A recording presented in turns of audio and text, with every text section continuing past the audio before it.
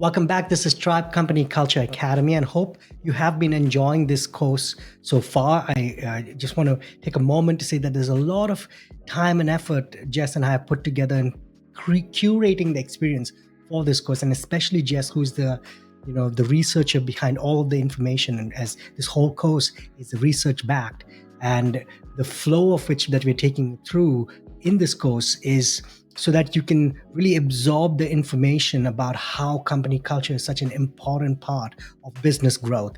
And this is just the first course. There's so many other courses that are going to be coming up. We have 9 more courses that will take you through each of the different steps, the different components in the Tribe Company Culture Framework. And we can't wait to take you through all of those. But I hope you're getting a lot of value out of this first course. And for the most of the rest of this course, we're going to go through the benefits of company culture in more detail, so you understand why it's so important for your business and the people who work in it. This is Boost Creativity and Profits, the Untold Power of Great Company Culture, Part 1. You see, we live in a wonderful time, literally the information age, right? Which means there's more and more information on pretty much any topic you search for. And there's lots of wonderful researchers out there looking into the ways in which company culture impacts the experiences of employees, and then whether or not those changes in experience have anything to do with business results. And remember that study that Jess referred to in a previous video, which according to a study of more than 200 companies, a strong culture increases net income by 756%. Another stat, just to drive the point home, is from a study of 47 mid-sized companies implementing process innovation. And the process innovation efforts only had an effect on increasing performance when psychological safety was in place in the organization. Now, these are 2 particularly intriguing stats, all right? But there are thousands of research articles that help us understand from a data-driven perspective how different facets of a company culture affects business performance and metrics. And we not only have researchers opening doors to understanding company culture, we also have a few corporate leaders coming forward from companies that have worked intentionally on culture and sharing both their anecdotal evidence and measured successes. On this slide, you can see the examples. Work Rules is by Laszlo Bock, who was running people and culture initiatives and HR at Google for a very, very long time. And then you have Creativity Inc., which is capturing the stories of Pixar, Ed Catmull and Steve Jobs, and how they created their company culture. And then Richard Branson, he's a legend.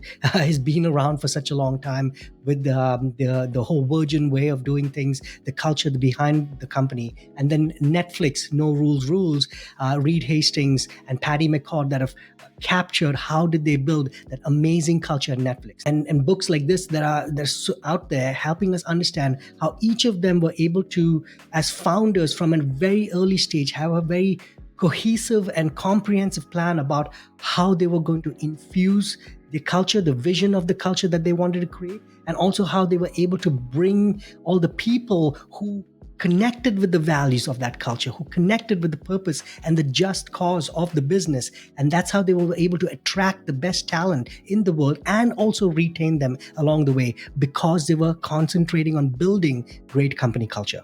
So what kinds of benefits would you be looking at bringing into your company as a leader who sets up and maintains a strong company culture? Firstly, as we have moved through from the industrial age into the information age, businesses increasingly need their people to be more and more creative and innovative to compete in the marketplace. They're relying more and more on technology to do physical jobs, and companies rely on their human resources for creativity, innovation, relationship management, and other things that require that human touch. And yes, as we are integrating and moving into this age of AI, these are also becoming augmented by AI technologies, but they aren't going to be a replacement for people.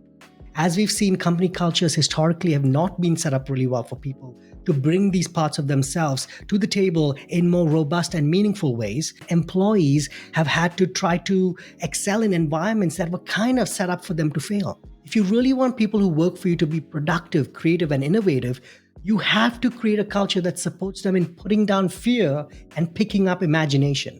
Otherwise, people will use those imagination resources to plan for how to protect themselves at work instead of all of that mental energy going into business results. Example here would be a story of Annie and her manager Shirley.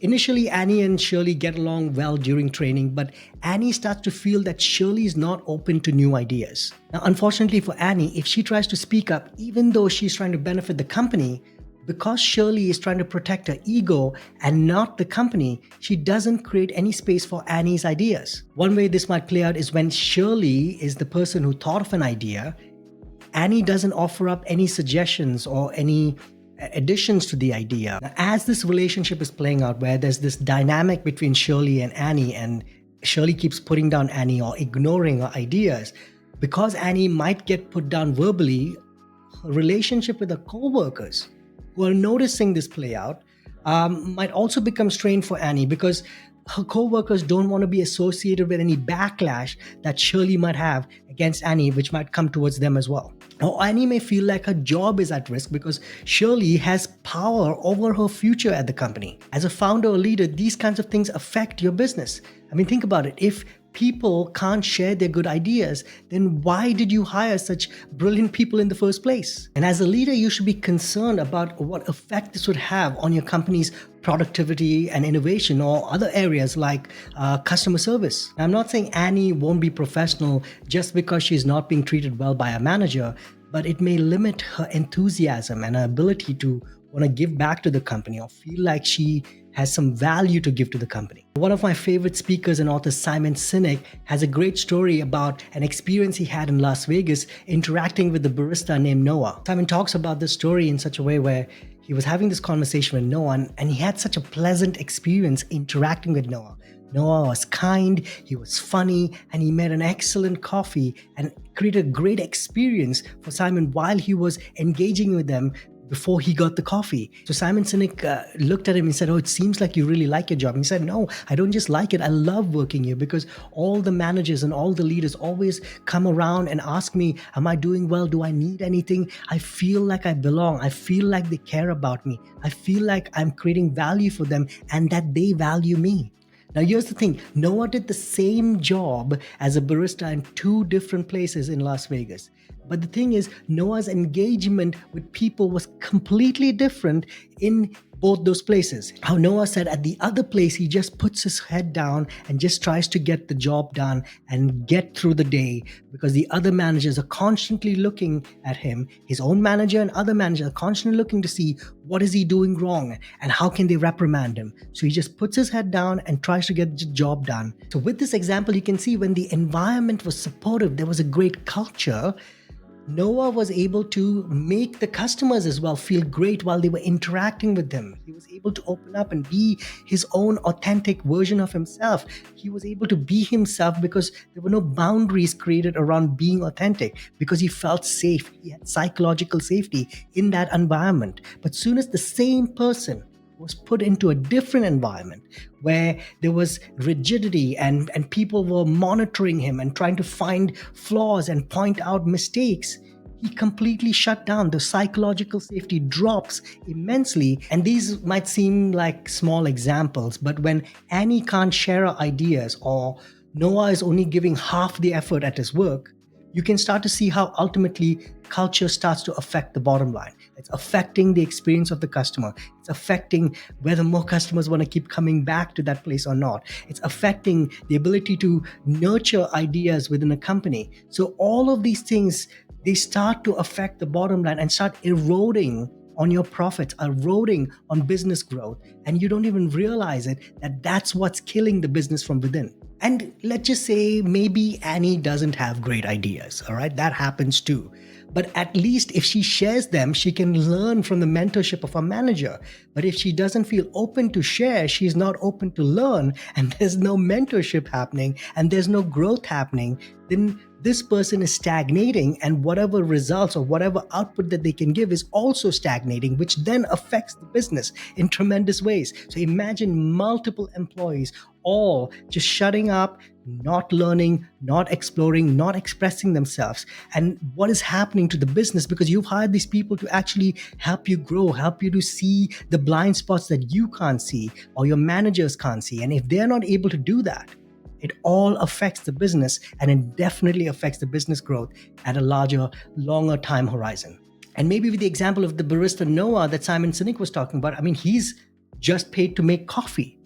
But every business is interested in repeat customers. And the better the experience the customer has, the more likely they're to come back and spend their money again with the same business. People like interacting with other people. And when you're getting a very hostile or even a closed off experience with the same barista at a different location, and then you're getting an amazing positive experience at another location, which coffee shop would you go back to if they were both on the same strip in Las Vegas?